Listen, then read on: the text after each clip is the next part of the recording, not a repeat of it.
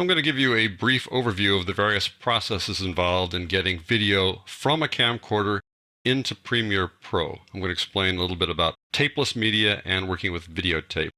And this is just going to give you a sense of what it's like. I'm not going to go into the details here. I'll cover the details in the chapter entitled Importing, Capturing, and Managing Assets.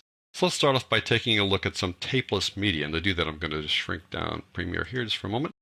In my left hand here, I've got a little flash card from my GoPro camcorder. I'm going to plug it into my computer and show you what happens when I do that. I get this little autoplay display here inside Windows. It'll be similar inside a Mac. I'm going to open up the folder to view the files, and this is what it looks like when you've got this particular camcorder's flash media. You get two folders. Inside this miscellaneous folder, you find nothing. It's empty. The DCIM folder has a subfolder in it called GoPro, and inside the GoPro subfolder are all the various video files as MP4 files, H.264 MP4 compressed files of various shapes and sizes here. Now, if I want to work with these guys inside Premiere Pro, it's best if I take them off the flash media and put them into a hard drive folder someplace. You really don't want to do your video editing directly from a flash media card because later, if you want to revisit the project, you've probably, erased those files or covered them up or whatever. So it's best to get those on your hard drive. The thing at this point is to select keepers, and copy and paste those or drag them to some folder on your hard drive. And then you probably then will reformat this flash card and go about shooting some more video. So that'll be the process here. I'm going to leave this flash media plugged in because I want to show you what it looks like inside Premiere in a second. You also can work with other kinds of video formats, and they can be a little more convoluted in terms of the file structure. Let me show you an AVCHD file structure. Go down here and click on this one. I've got this entitled December 11th Shoot. So inside this folder, I've got the entire folder structure for AVCHD. I just copied that and pasted it directly from the flash media to this folder.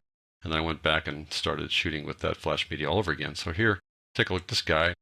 This is the folder structure for AVCHD. The first level is called private. The next level is called AVCHD. And the next level has got these other guys here, AVCHD TN and BM. It gets really kind of wild, right? You finally get to drill down to the actual videos here inside the stream folder. There you go. And there's all the video files, or MTS files in this particular case for AVCHD. Kind of a certain variety of MPEG. And if I wanted to view those guys and their icons, I could switch over to an icon view. But there they are. This is how they're stored on my computer. And I could have just copied and pasted just the MTS files, but I decided to keep the folder structure because Premiere Pro recognizes when you're working with an AVCHD folder structure, as well as all the other kinds of camera format folder structures. So let's just go over to Premiere Pro and see what that looks like. So here we are in Premiere Pro. There are a couple of ways to access media that's on your hard drive or access media that's in a flash drive. And one way is to go to the media browser. I'm going to go down here to the F drive that we just added there a second ago. That's the little flash card. There's that DCIM folder, and there's that subfolder there. Let's open up the subfolder, like so. And there are the clips that we just saw a second ago. I could change to the icon view, the thumbnail view, and there you go. You can see them that way. And again, if I import these guys, meaning create links to them inside Premiere Pro, I could then start editing them. But it's not really a good workflow to edit them directly off the flash drive. But there they are. If I do import them, I'm not moving them anywhere. They're still on the flash drive. So again, probably want to get them off the flash drive and onto your hard drive. Let's move on up to that other guy I showed you, the AVCHD folder format. Here's that December 11th shoot. Now remember all the files we had to drill through to go see this? If I just open this up and click on private, it drills through automatically and gets to all these guys right off the bat. So let me just scroll down here and show you a couple here just to give you a sense of how that looks. There you go. And then you can just take a look at these files. Now these guys are on my hard drive. So my workflow now would be to import these. I could just right click on a clip here and say import. And that brings it into my project and shows up here in the project panel. And now I can start editing this clip because it is residing on the hard drive. So that's one way to go about importing things. And that little folder structure for AVCHD, just drills right through it here inside Premiere Pro. No reason for you to just sort of do it yourself manually. You can also import clips that are already on your hard drive using some other means, and one is to use the import dialog box, it's called.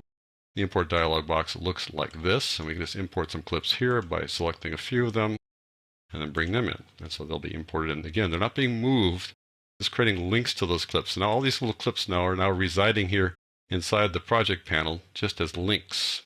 Now what happens if you're working with tape media? Tape media is not a file-based media, it's just streaming digital content. So to get that streaming digital content into Premiere Pro, you need to do what's called capturing it. So let me just show you how the capture process works by going File, Capture. And again, I'll cover this in detail in upcoming tutorials, but I just want to give you a brief look at it now.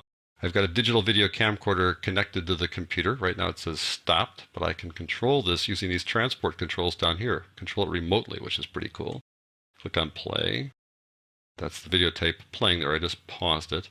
And the way the capture process works is that you can capture an entire tape if you want to. You can capture individual scenes by using the scene detector. The scene is when you press the start or stop button, when you have the record button paused or rolling.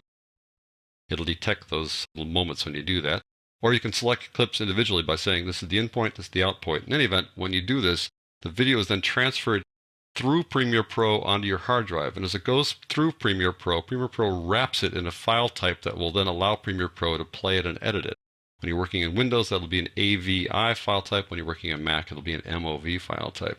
And it doesn't touch the original footage. It keeps it in its original pristine state. If you choose to do that with MOV files, you can compress it on the way, but it's best if you just keep it in its pristine state and then edit it inside Premiere Pro. So it's a sort of a two steps in one thing. It'll take your video from your camcorder and then put it on your hard drive and then create a link to it inside Premiere Pro, all in this one process. So that, folks, is the basic overview of the various ways that you get video from your camcorder into Premiere Pro. Again, I'll go into this in much more detail in an upcoming chapter.